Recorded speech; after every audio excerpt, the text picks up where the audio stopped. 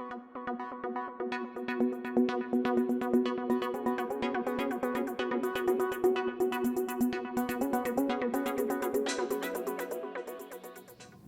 welcome to another episode of the Astrology Kitchen. In every episode, what I'm going to be doing is talking a little bit about Vedic astrology, and then we'll go into my kitchen and prepare a healthy, delicious, yummy dish or beverage for you. My name is Liliana, and what we're going to be doing today is I want to talk a little bit more about this powerful Jupiter Saturn conjunction that we just had as I'm filming this towards the end of December 2020. This conjunction just happened on December 21, coincidentally, the same day as the winter solstice. And this conjunction is actually still happening in the sky, in this area of the sky in the east called Capricorn, in the constellation of Capricorn. And what I want to talk about is just now that the winter solstice happened, you've been hearing, everybody's talking about things that they want to let go of, things that they want to release, and they write things down and they burn it on a little piece of paper. You've probably been seeing that ritual a lot. And then you write things down of things that you want to bring into your life, that you want to manifest. So yes, this is actually a great time with these two energies to manifest new things in your life that you want to be doing. But let's look at these two energies a little bit more. So among other things, Saturn is about structure and persistency and having the patience to make things happen. Jupiter, on the other hand, is about your belief system. It's also about expansion and creativity. Saturn is also about contracting, and Jupiter is sort of the opposite, about expanding. So with these two energies together, it's a great time to think about what do you want to bring structure to in your world and then expand it into something big. And not just in your own micro personal world, but in the world at large. What do you want to manifest? But also keep in mind that it's not going to be easy. Because of this energy of Saturn that can be also contracting, you might be required to make sacrifices, to not just work hard, but maybe you have to give things up. Maybe you have to sacrifice something to manifest the things that you want to manifest. So it's important to think about, as you're thinking about this manifesting that you want to do, that you have to work hard, you have to be persistent to actually make it happen. So this energy is strong from now until April of 2021. So if you happen to be watching this video in that time frame, this is a great time to be thinking about all of this. But again, think about this energy of Saturn and Jupiter, and remember that if you fail at what you're doing, if you fail once, if you fail twice, if you fail even 3 times or more, be persistent and don't give up. And just keep trying. So the other thing I want to talk about is this book, The Ascendant, by another one of my teachers, Sam Jeppy. He's also known as Sadasiva. And it's called The Ascendant, 108 Planets of Vedic Astrology. I highly recommend this book. It has helped me a lot to learn about this Vedic knowledge. And it's a great sort of introductory book to Vedic astrology. It talks about the houses, the planets, the gunas, what they call the grahas, the rashis, which are the signs, and the bhavas, which are the houses. And there are 12 houses in astrology, and he talks about all of them and explains what they mean. And really interesting, with the name of the book, The Ascendant, he goes through each ascendant in the zodiac, Aries, Taurus, Gemini, Aries, Taurus, Gemini, Cancer, and so on until you get to Pisces. And he talks about what does it mean to be born that ascendant, to be born in Aries ascendant or a Taurus ascendant, and what does it mean across the houses to be born that ascendant. So a really great book. I highly recommend it. And I'm going to put a link down below to his Amazon link to buy this book if you're interested in buying it. I'll have the link down below for you. So let's go into my kitchen and make this amazing pineapple upside down cake, gluten-free, that we're gonna make today. Hello, welcome to my kitchen. So today we're gonna be making upside down pineapple cake. And as I mentioned in my last episode, we're gonna be using leftover almond meal from making the delicious almond milk that you saw me make in the last episode. And if you'd like that recipe, you can see the link to it in the link down below. So this is what the almond meal looks like that's left over from making almond milk. And we need 3.5 cups of flour. We don't quite have 3.5 cups here. So I'm also gonna be using, to compensate, Bob's Red Hill natural almond flour. So this cake is completely gluten-free, made with almond flour, and this is what the Bob's Red Hill almond flour looks like. So there's 2 cups of almond flour in here from Bob's Red Hill. I'm going to be putting it in this large basin. So there's the 2 cups of that almond flour, and then we're going to be adding 1 3/4 cups of the almond meal. So I have to make a correction. It's 3 3/4 cups of flour that we need for this recipe. So there's 1 3/4 cup of this almond meal left over from making almond milk. And we're gonna mix these 2 together. That's what it looks like. So we're gonna mix those 2 together in there. And then we're gonna add a teaspoon of baking soda to this mix. These are 1/2 teaspoons, so I'm going to do 2 of these. So 1 teaspoon of baking soda. And then we need 1/2 teaspoon of salt. So 1/2 teaspoon of salt. Putting that in the mix right there. And then we're just going to mix this up really well together. I just like to use a big spoon to mix this up. And the almond meal left over from making almond milk is really moist and yummy. And if you remember from that recipe, it has dates, it has cinnamon, it has vanilla. So there's a little bit of all of that in here already. So I'm just mixing this up really well, breaking it down, mixing it up with the little bit of salt and the baking soda, and is in a separate bowl. We are going to add, there's 4 eggs in this recipe, so we're gonna do 4 eggs mixed up. So we're mixing 4 eggs. That was 1, 2, 3, 4. 4 eggs in there. And then I like to just rinse my fingers, the eggs. And then to the mixture with eggs, we're gonna use coconut oil. Now, I like to use this liquid coconut oil. You could also take the coconut oil that's in a paste and just heat it up a little bit, even in the microwave, anywhere, to make it liquid, just to mix this in. But if you can get it liquid, it's just that much easier. So we're gonna measure out 3/4 cup. 3/4 cup, coming right up.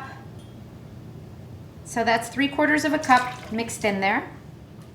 Liquid coconut oil. And I like to use this Nutiva. It's a little pricey, but it's really good. And then 1 cup of maple syrup. So we're gonna measure out 1 cup. That's 1 cup. Throw that in there. And then 1/3 cup of water. And I love just using the same measuring cup so I can get the last little remnants of the coconut oil and the maple syrup. And the maple syrup that I use is, I like Trader Joe's. Trader Joe's 100% pure maple syrup, and the dark color. You know, dark color in maple syrup is better than the light because it has more nutrients in it. That's really the difference. It has more nutrients. So then we take this mixture. This has the 4 eggs, the 3/4 cup of coconut oil, and 1 cup of maple syrup. And we are going to just whisk it together. So we're whisking away here. And can move all this out of the way. And we're gonna whisk it together, just like that. It's pretty yummy. And every time you make this cake at home, it smells the whole house of maple syrup and almond meal. It's delicious. And a little bit of a hint of coconut with that coconut oil. So we're whisking that together really well. And then we're gonna take this mixture that had our almond meal, and I just like to give it one more mix. Make sure it's all mixed up together. And it looks like this. So it's nicely blended together or mixed together. And then we're gonna add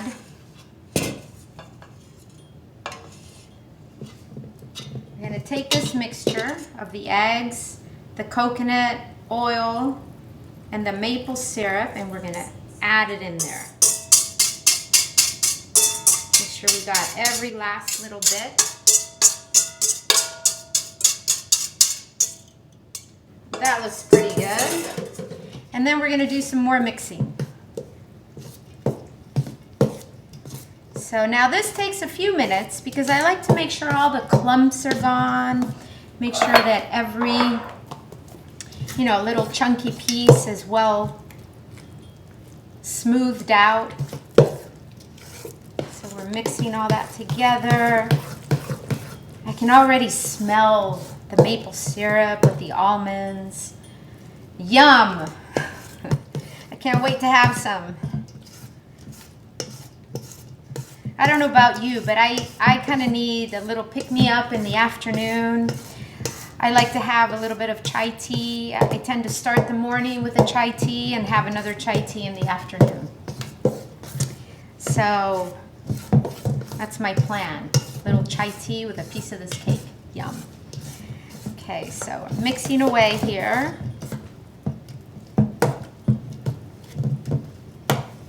And you see how it looks? So it's starting to look a little smoother. So just a little bit more. Pretty smooth, there we go. So that's about how we want it to look. Then the last secret ingredient here is we're gonna measure out 2 cups of pineapples. And this was a whole pineapple that I chopped up this morning. And it's about, 2 cups is about half a pineapple, maybe a little bit less than half, just to give you an idea. So 2 cups of chopped fresh pineapple. There it goes, yum. So there's your 2 cups. And we're gonna take the 2 cups of pineapple and we're gonna just throw it in there. So that's the fruit. You could, in theory, do this with other fruits, but I find that pineapple just makes it delicious.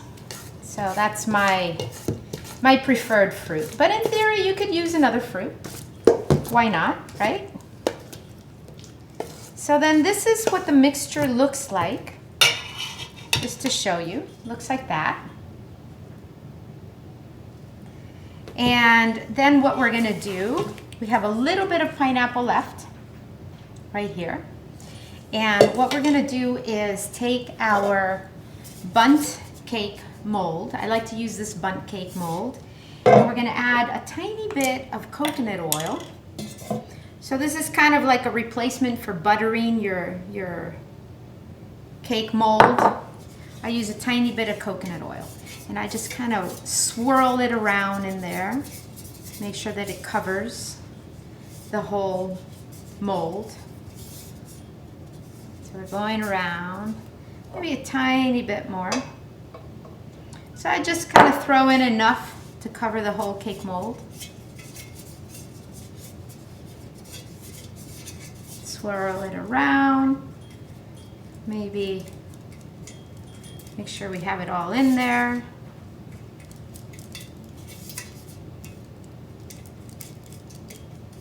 So there it is. So there's our oiled cake, bundt cake mold. And then, I'll give my hands a little wash. Then this is another important part, is we're gonna take these last little bits of pineapple and we're gonna put them in the bottom of this cake mold. Because when you turn this cake upside down, after it's cooked, then you'll see the little pieces of pineapple at the top of the cake. So that's what that looks like. So you want it to look like that. And then last piece, we're gonna take our nice mixture, which we have made right there, and we're gonna just spoon it out into this mold.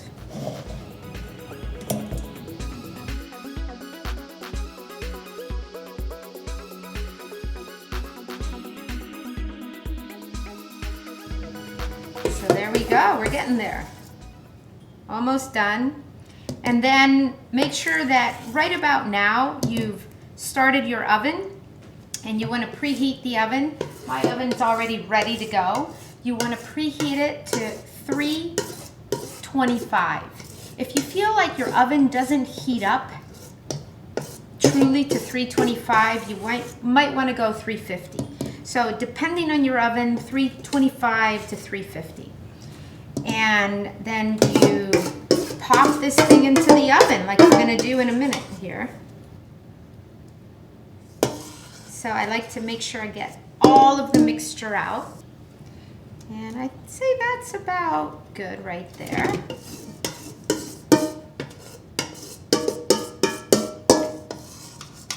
So right now I'm just scraping this pan.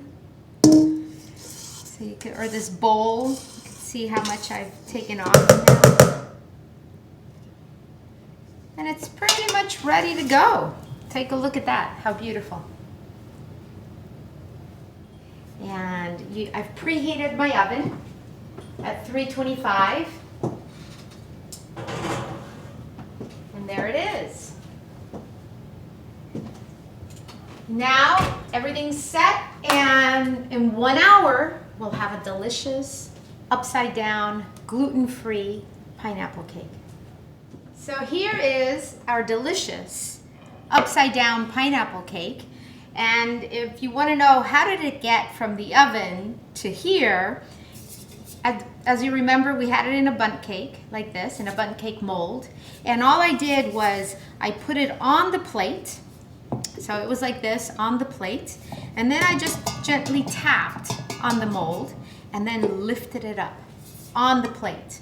And this is what we got. Now, as you can see, it's not perfect as far as the shape, because when you remove the mold, sometimes it leaves little bits and pieces inside, but I think it looks great. And most important, it tastes amazing. It tastes absolutely delicious. And the smell, oh my God, maple syrup, coconut, almond meal, pineapple, that's the scent of it right now. It's beautiful and it's delicious. So that's what it looks like. Our upside down pineapple cake, gluten-free.